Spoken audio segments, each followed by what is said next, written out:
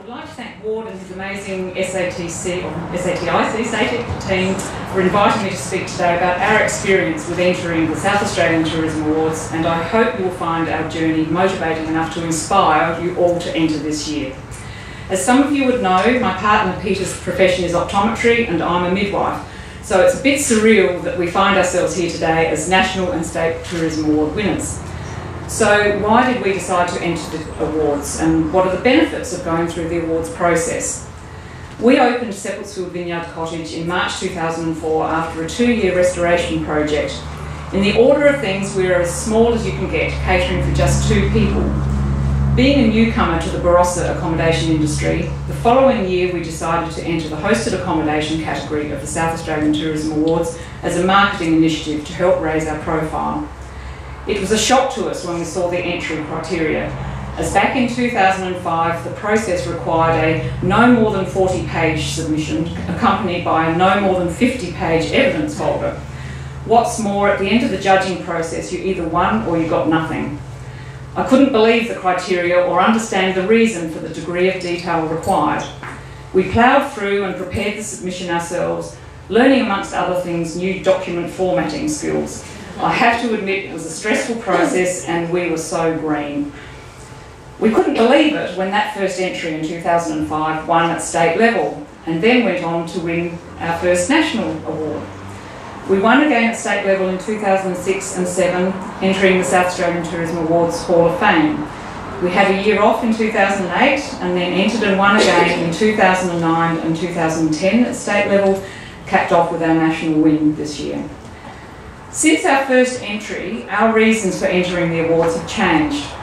It is a highly addictive process, not because of the thrill of winning, which is of course a wonderful bonus, but because of the benefits of the journey that the entry process offers. Being a small business, with Peter and myself working and managing it, as well as our vineyard and wine business, it is very easy for the days and weeks to roll into each other. From a business perspective, this can mean it is easy to fall into the trap of being caught up in day-to-day issues and not taking the time to be proactive and innovative. Business and marketing planning, the development of new ideas and initiatives, these things are difficult to keep on top of for small business with limited human resources and time. This is what I love about the Tourism Awards process. It provides a framework and timetable for us to look at the bigger picture of what we do. The real winners from this process are our business and the customer. The entry criteria encourages us, amongst other things, to constantly look for new opportunities for new customer services and experiences, to promote local produce and services, and to be innovative and continually improving.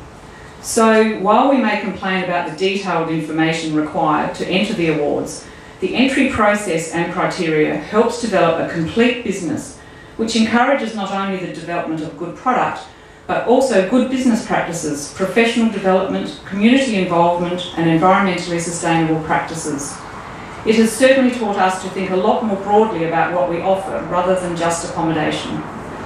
The process has also encouraged us to be more aware of how the tourism industry works, the importance of understanding state and national tourism strategies, and how we all have a part to play in those strategies.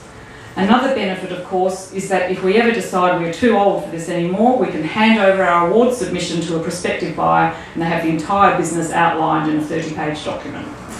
That's always in the back of my mind. What do the state and national award wins mean for us and our business? On a personal level, winning the awards and having been judged by tourism and business experts as providing excellence in what we do is very satisfying. It has given us the confidence to know we are on the right track with how we approach our customer experience and business activities. Winning at national level is also a great personal thrill, knowing we have been able to contribute to raising the profile of the Barossa Valley and South Australia. From a business perspective, I believe our wins have helped consolidate our place in the South Australian tourism industry, and I hope it has motivated other boutique operators to realise you can be small but make a difference. What do we do with our win once we've won it? We learned fairly quickly when we first won in 2005 that the award does not immediately improve the bottom line. Rather, it is a process which has a cumulative effect, resulting in opportunities such as journalist and media visits and industry referrals. In subsequent years that we have won, we have learnt to be proactive with writing press releases. Don't underestimate the publicity offered by local newspapers, publishers and radio stations. The more obvious things we do with our win are to promote it on our website, the logos, the story of our win, with an explanation to the public of what the awards process is about. We display evidence in the cottage of our win, plus in marketing tools such as brochures.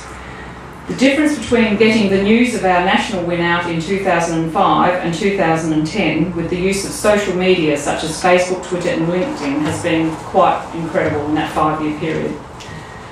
Would we encourage others to enter the Tourism Awards? Most certainly.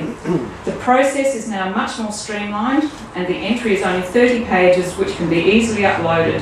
No more binding and delivering hard copy documents as in past years. Everyone has a good chance to have their business recognised with a gold, silver or bronze medal according to the standard of their entry and product. This is a wonderful marketing tool that gives the consumer another reason to choose your tourism experience. My tips for first-time entrants: attend the SATIC workshops, take up SATIC's offer to view previous entries, read the guidelines for entry carefully, highlight and underline important aspects, read the judges and previous entrants' tips, answer the question. Most of all, I would recommend that you write with passion and from the heart. Tell your story. Imagine you are a judge reading their 50th submission. Give them something exciting, lively and interesting to read.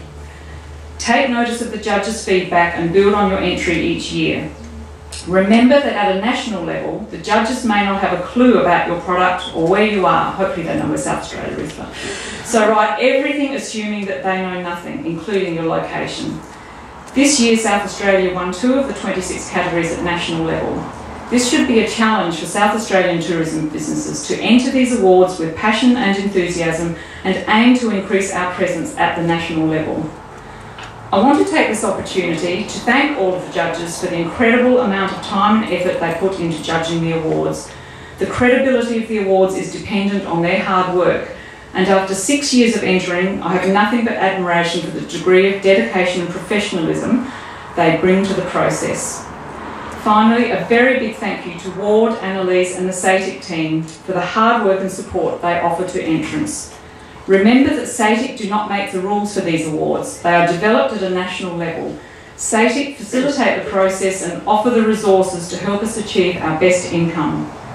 Nothing ever seems to be too much trouble for them, and I know they do everything in their power to help entrants raise the standard of their submissions so we can try to knock off the eastern states at the national awards. Let's make 2011 the year we achieve this.